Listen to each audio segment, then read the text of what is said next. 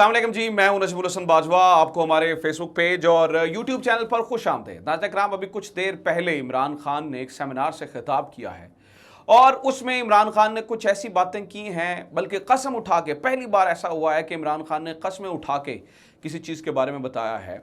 उसमें कुछ ऐसी बातें हुई हैं जिनका जो असर है वो पाकिस्तान की सियासत पर आइंदा आने वाले, किसी ने अच्छा लिखा था, काफ़ी देर तक जो है वो रहेगा।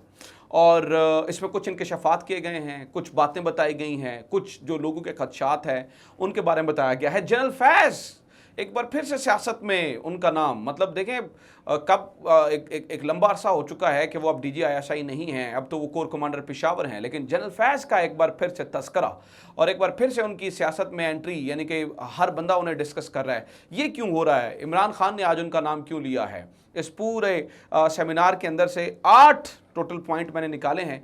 ये 8 इंकशाफात हैं जो मैंने आपके साथ शेयर करने हैं। जिस सेमिनार में इमरान खान ने खिताब किया है, ये तहरीक इंसाफ की जानिब से जो है ना वो इसको कंडक्ट किया गया था। रजीम change, conspiracy and Pakistan destabilisation इसका टॉपिक था। इनविटेशन था मुझे भी इसमें जाने के लिए, लेकिन कुछ वजूहात की बुनियाद पर मैं जा नहीं सका। तो जो कुछ वहाँ पर हुआ है वो मैं आपके सामने रख देता हूँ। सबसे पहले इमरान खान ने जो आज की बल्कि कल के अखबारात की सबसे बड़ी लीड बनेगी, वो इमरान खान ने जनरल फैज़ के बारे में बात की है।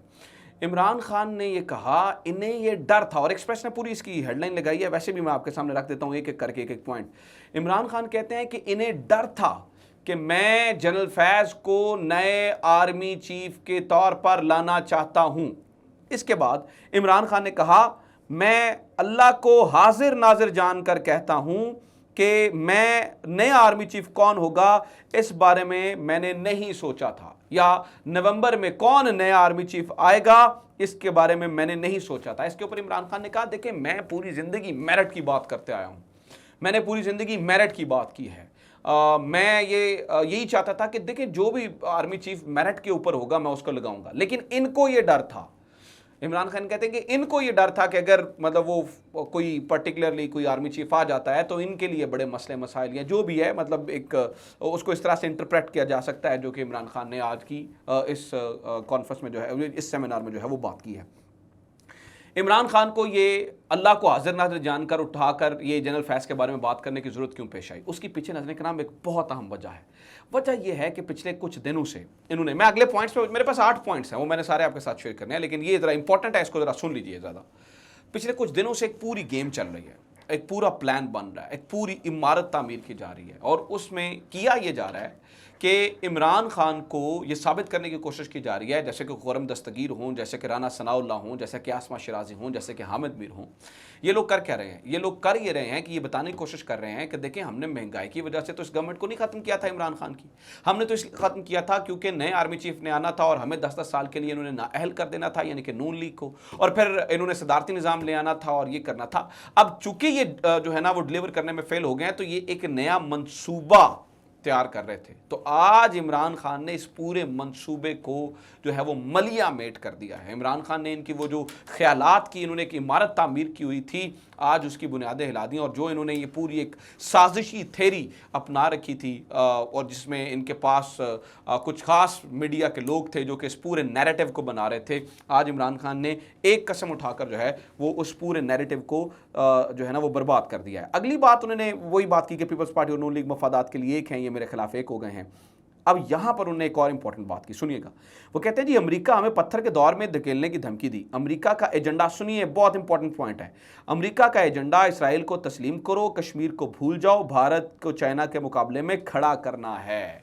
यानी कि ये वही बात हो गई है, कुछ दिन पहले भी इस बारे में बताया गया था कि ये कोशिश ये की जा रही है कि पाकिस्तान जो है वो भारत के साथ बराबर के ताल्लुकात ना रहें, बल्कि उसके अंडर एक जो है ना वो एक ऐसा मुल्क बनकर रहे कि जो उसकी हाकमियत को तस्लीम कर ले, और दूसरा जो है वो एक ख़ास मुल्क को तस्लीम कर लिया जाए, और जो मसला हमारे साथ भारत का जो वैली की प्रॉब्लम है, उस वैली वाले मामले के ऊपर हम जनाब पीछे बिल्कुल जो है वो दस्तबरदार हो जाए, और हम जो है वो अगर नहीं ये करते तो अमेरिका हमें पत्थर में दौर में जो है वो धकेलने की धमकी दे रहा था।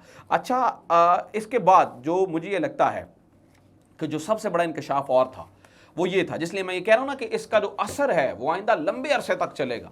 इमरान खान राज खोल रहे हैं, मतलब ये देखें ना, जो इमरान खान को पता था चीजें वो बता रही हैं। वो कहते हैं, मुझे core commander Peshawar general Ali जान औरकजई ने बताया कि जब हमने 2006 में वज़ीरिस्तान में अमन मुआहिदा किया तो अमरीकी वफ्द के एक सीनियर ऑफिशियल ने कहा, हम आपको अमन मुआहिदे करने के लिए नहीं, जंग करने के लिए पैसे देते हैं। यानी कि इमरान खान ये कह रहे हैं कि मुझे जो कोर कमांडर पेशावर और जनरल अली जान वो ये बता रहे थे कि जब हम जो है ना वो जा रहे थे, मुआहिदा किया हमने, तो वो उसमें वफद ये कह रहा था कि हम आपको मुआहिदात करने के लिए पैसे दे रहे हैं, हम तो आपको जंग करने के लिए जो है वो पैसे दे रहे हैं। फिर वो ये बताते हैं कि जब बताता हूं कि साजिश का पहले से मालूम हो गया था तो मुझे कहा जाता है कि आपने तब इस पर क्यों एक्शन नहीं लिया। अच्छा, ये भी उन्होंने आज इंकशाफ किया। इनको बताता हूं कि मैं सोच भी नहीं सकता था, इंपॉर्टेंट है, बहुत इंपॉर्टेंट पॉइंट है।